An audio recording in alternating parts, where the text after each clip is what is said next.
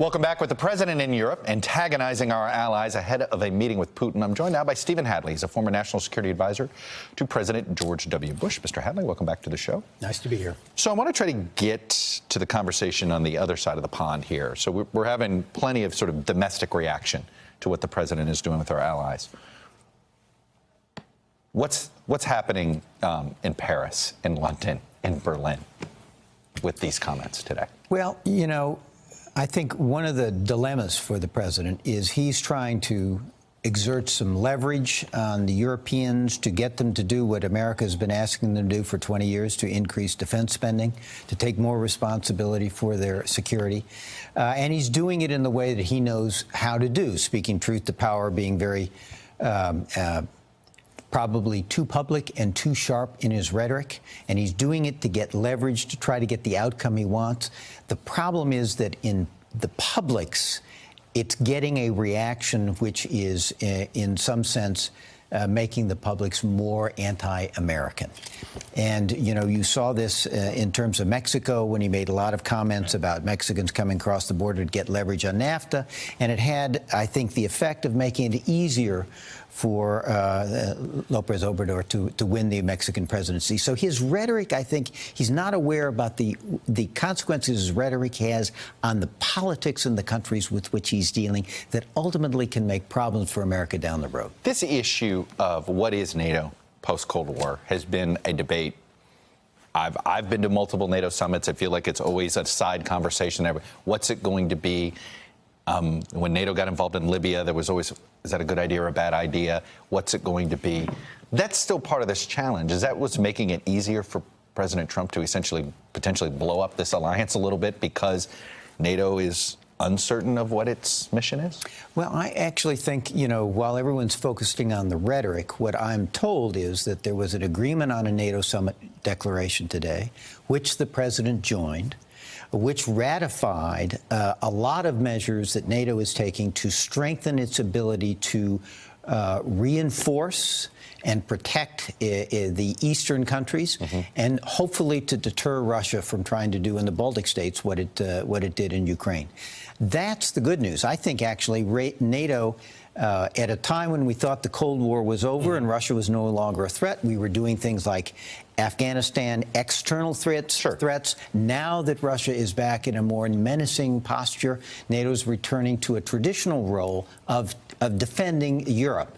I think NATO knows what its mission is, and if you strip aside the rhetoric, what was done today is a further step in the right direction. And Trump joined that step. Okay, but can you strip away the rhetoric anymore? And I say this because his rhetoric clearly has an audience, and I think some of it has to do with the populist audience in Europe, and some of it has to do with his base here. It has consequences. You know, I can tell you, I'm no political analyst, as you know. I'm a foreign policy folks. But I think what he's trying to do now is go into the midterm elections in November of 2018, having been tough on trade, tough on immigration, tough on our allies. Even if it's not working. For America. Even if it's no results yet. He's not results, yes, that's right. He's reset the table on these issues. Yeah. He's now going into the midterm elections. He's energizing his base because that's the only way he can avoid losing seats in the House and in the Senate. The question is going to be after that happens and after he has what I'm sure he will describe as a stunning victory in November, in year 3 of this administration. No matter what it looks like, right? No matter if Democrats win or lose, right? I know what you mean there. It'll be a stunning victory whether the Democrats win 50 seats or not, right? In year 3 of this election, having had the disruption, having reset the tables, are they able to deliver some results? That's the question. He's had 2 years of disruption. He's now got his own team in place. The key thing is, can they deliver something in the 3rd year, or is this simply going to be a disruption presidency? Let me ask you this. Can you imagine George W. Bush, Barack Obama, so blatantly having allies insert themselves into Germany's politics and the UK's politics? I mean, the president himself, oh, look what's going on there with, I mean, almost stoking Boris Johnson, almost supporting a Boris Johnson challenge to May as prime minister. Look, we've never had a president like Donald Trump. We've never had an insurgent, a political insurgency that captured the presidency. He was elected to disrupt, and that is what he is doing. The cost of that for American leadership is The world for 30 years has depended on some stability and predictability in American policy.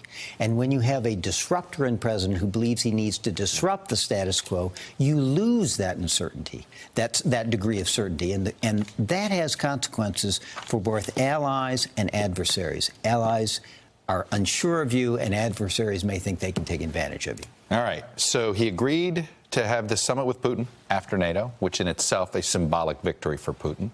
He's been the bull in the China shop at NATO, as some feared that could happen. That's happened.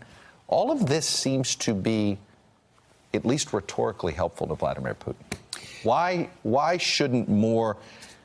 Bob Menendez is out there going, hey, sort of somewhat snarkily and maybe somewhat seriously going, boy, he's doing Vladimir Putin's bidding. Something must be up. Look, I think if he had done the Putin summit before the NATO summit, a lot of people would be criticizing him for that. This guy can't win. There's no win with Putin. This guy can't win. What he's doing. But does he deserve to win on this with the Putin stuff? Well, I think how he's handling I think actually this is going to work out if it is true that what they've agreed to is a statement that strengthens the deterrent posture of NATO vis-a-vis Russia. I think that's actually a pretty good platform for him to have this conversation with Russia. I don't expect much to come out of this. I don't think Vladimir Putin is going to give him much concessions on anything. But it will do one thing. It's odd that everyone is so worried about this, since European leaders talk to Vladimir Putin all the time. All the time. It's just an American president somehow that can't. Okay. And it is not healthy. And I'm no fan of what Russia has been doing for the last X years, but it is not healthy for there to be no relationships between the United States and Russia. And quite frankly, all those relationships at various levels we built after the Cold War, they're all gone. And some of those need to be rebuilt. What is the unintended consequence if President Trump says, look, we're not going to push hard on Crimea, we're going to pull back on the sanctions? What does that do? What message would that send? That would be a terrible message. I mean, there are a lot of terrible messages that are being sent. In Syria, there's a message that if you are willing to make war on your own people and kill enough of them, the international community will let you stay in power. That's a terrible message. That's happening. And President Trump may be codifying that with Putin this weekend. I hope not. Okay. And there's a terrible message if we turn back on Crimea. There was a discussion in the press that there was actually a Wells resolution modeled after something done in 1940 with respect to the Baltic states, saying we do not recognize what Russia's done in Crimea, and we never will recognize it. That's where we need to be. You're an internationalist. You're conservative. Your point of view's waning inside this Republican Party. You think you could convince President Trump he's wrong on this stuff or not?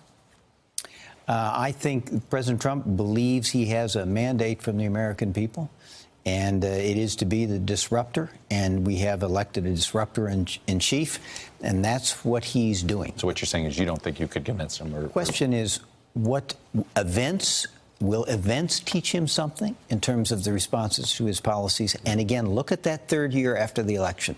Having had 2 years of disruption to reset the table, can he deliver in that third year? That's the question.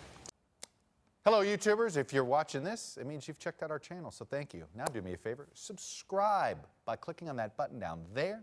Click on any of the videos to watch the latest interviews and highlights from MTP Daily and MSNBC. You can get more Beat the Press content every morning in the First Read newsletter. If you're tired of content that you don't know anything about where it came from, you don't have to have that problem with us.